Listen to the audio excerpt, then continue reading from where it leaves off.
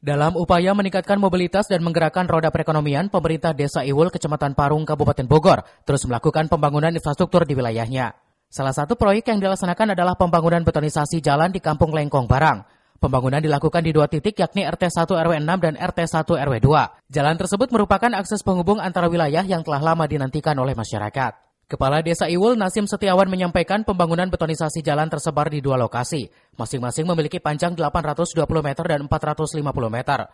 Seluruh pekerjaan dilaksanakan sesuai perencanaan dan berjalan lancar.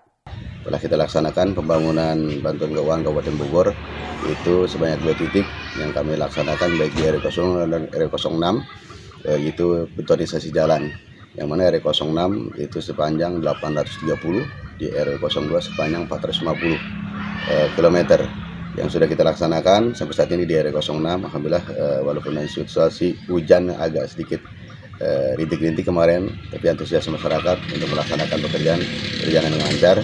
Terutama saya ucapkan terima kasih kepada Bupati Kabupaten Bogor, yaitu Bapak Rudi Sumanto, yang telah menurunkan dari bantuan keuangannya untuk kenyamanan dan bisa dilintasi oleh masyarakat desa. Proyek pembangunan betonisasi jalan ini bersumber dari anggaran bantuan keuangan infrastruktur tahap kedua tahun 2025.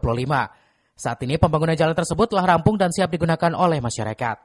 Pemerintah desa berharap dengan selesainya pembangunan betonisasi jalan ini mobilitas warga semakin lancar, sekaligus mampu meningkatkan aktivitas dan roda perekonomian masyarakat Desa Iwul.